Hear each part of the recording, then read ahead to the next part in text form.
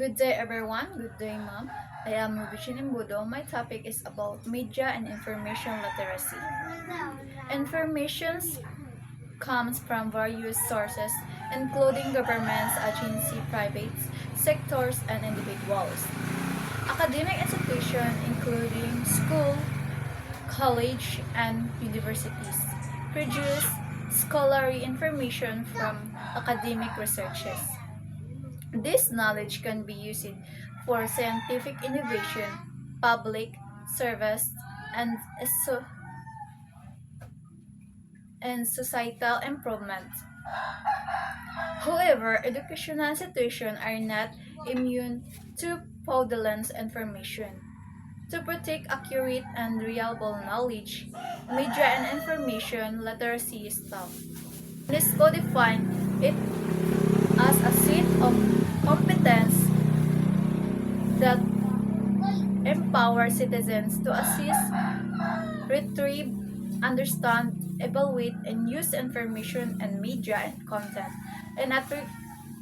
in a critical, ethical, and effective way. Ang media information literacy ito ay ang mga kakayahan ng isang tao na ma-assess, makakuha, makaunawa, makasuri, at makagamit ng impormasyon at media content sa isang mapanuri, ethical, at epektibong pamaraan.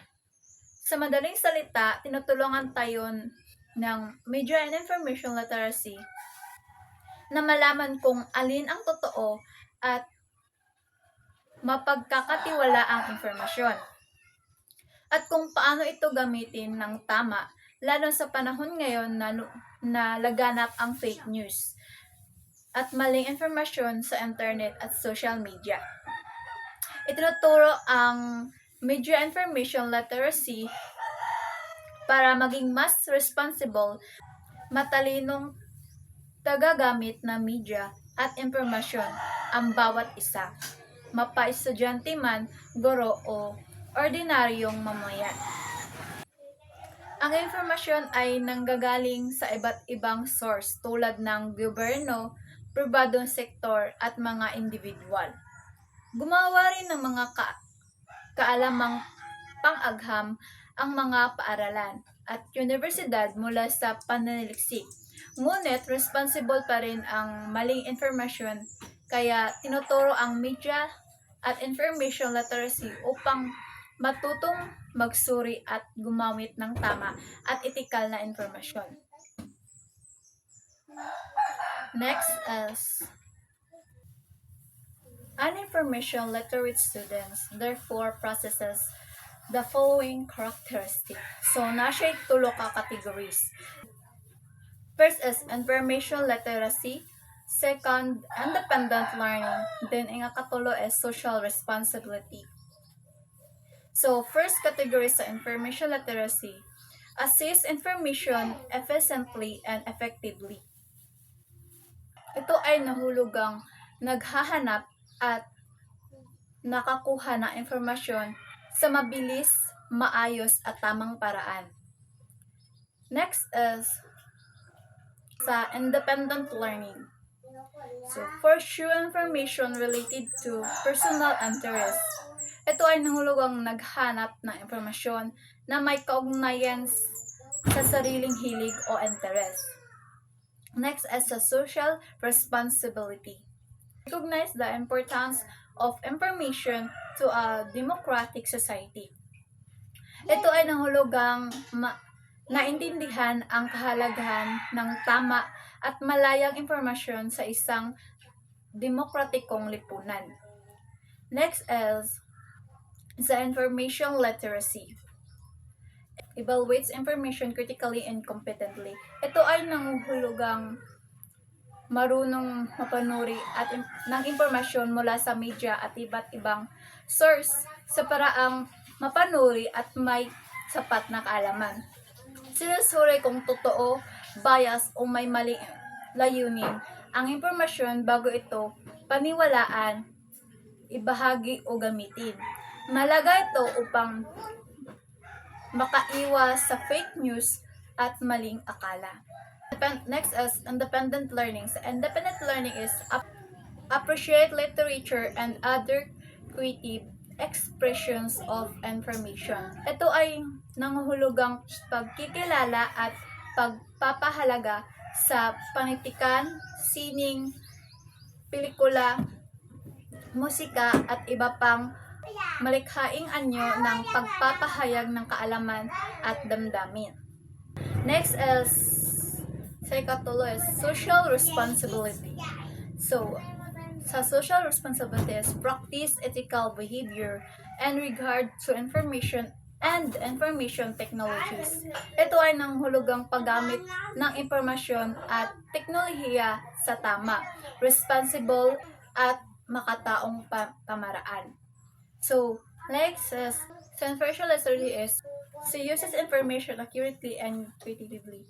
Ito ay nanghulugang paggamit ng tama, wasto, at malikhaing paraan sa impormasyon na nakuha.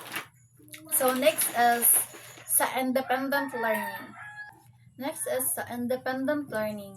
Sa independent learning is a strive for excellence and information seeking and technologies generation. Ito ay nahulugang pagsusumikap na makakuha ng mataas na kalidad na informasyon at lumikha ng makabuluhang kaalaman. Ibig sabihin, hindi lang basta makontento sa unang impormasyon na makita, kundi magsusing naghahanap, nagsusuri at bumuo ng kaalaman na makakatulong sa sarili at sa iba pa. Next is social responsibility. So sa social responsibility is participate effectively in groups to pursue and generate information. Ito ay nanghulugang mahusay na pakikipaglahok sa mga grupo o team upang maghanap ng impormasyon at lumikha ng impormasyon. Ipinapakita rito ang kakayahan na makikipag-ugnayan, makinig at magbahagi ng ideya para sa sama-samang pagbuo ng kaalaman na makabuluhan at kapaki-pakinabang.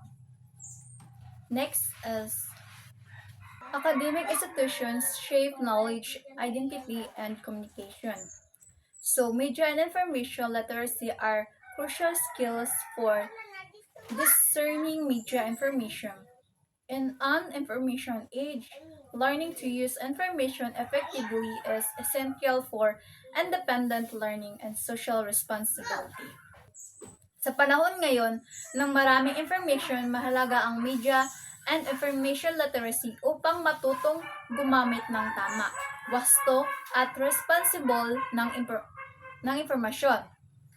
Tinutulungan tayo nitong maging mapanuri sa mga balita at media, lalo na ang mga institusyong pang-akademiko ay may malaking papel sa pagbuo ng kaalaman, pagkakailanlan at pakikipagkomunikasyon. Mahalaga ito para sa sariling pagkatuto at pananagutang panlipunan. Schools, teachers, and students must protect themselves and others from fraudulent information by being critical of their productions, distributions, and reproductions. As retorting, it can hinder intelligence decision-making. Ang media and information literacy ay mahalaga upang maprotektahan ang sarili at sa iba laban sa maling impormasyon. Kailangan maging mapanuri ang mga paaralan, guro at estudyante sa paggawa, pagbabahagi at paggamit ng impormasyon. Dahil ang maling impormasyon ay maaaring makasama at makaapekto sa tamang pagdidesisyon. Yun lang po. Thank you.